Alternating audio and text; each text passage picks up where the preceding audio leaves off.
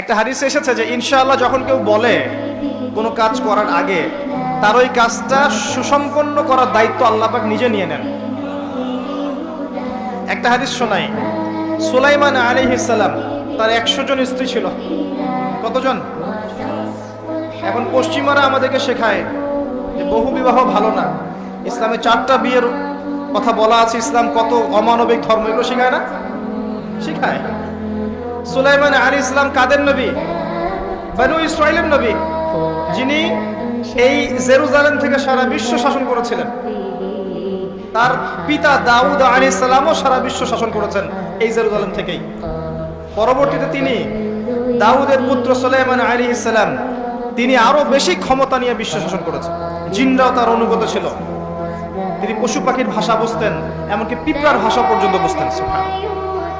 বাতাসে ফ্লাই করতে পারতেন। জানেন না আপনারা? সুলাইমান আলাইহিস সালামের 100 জন স্ত্রী, তিনি বলছেন আজকে আমি আমার সব স্ত্রীর কাছে যাব এবং প্রত্যেকের গর্ভ থেকে একটা করে সন্তান আসবে এবং এই সন্তানরা আল্লাহর পথের মুজাহিদ হবে। তিনি একটা কথা বলতে ভুলে গেলেন। কি? নবী সাল্লাল্লাহু আলাইহি ওয়াসাল্লাম বলছেন যে কোন স্ত্রী সন্তান জন্ম দেয়নি, একজন স্ত্রীর গর্ভে একটা সন্তান এসেছিল, সেটা আপনার প্রিম্যাচিউর, যেটাকে আমরা বলি প্রিম্যাচিউর বেবি, মানে বিকলাঙ্গ না শব্দটা, আসলে মানে ম্যাচিউর না, আমাদের মতো সুস্থ না, সুস্থ সবল না, এবং সেও পরবর্তীতে বাঁচেনি আর। তো নবী সাল্লাল্লাহু আলাইহি ওয়াসাল্লাম বলছেন ওই দিন যদি সুলাইমান আলাইহিস সালাম ইনশাআল্লাহ বলতেন তাহলে তার কথাই সত্য হতো। ইনশাআল্লাহ ক্ষমতা বুঝতে পারছেন? নবী করিম সাল্লাল্লাহু আলাইহি ওয়াসাল্লাম মক্কায় দ্বীন প্রচার করছেন এবং তার বিরোধিতা করছে কাফের মুশরিক কুরাইশরা। তাদের কাছে ধর্মতাত্ত্বিক কোনো দলিল ছিল না। তারা দলিল খুঁজতে চলে গেল ইয়াসরিব, মদিনায়।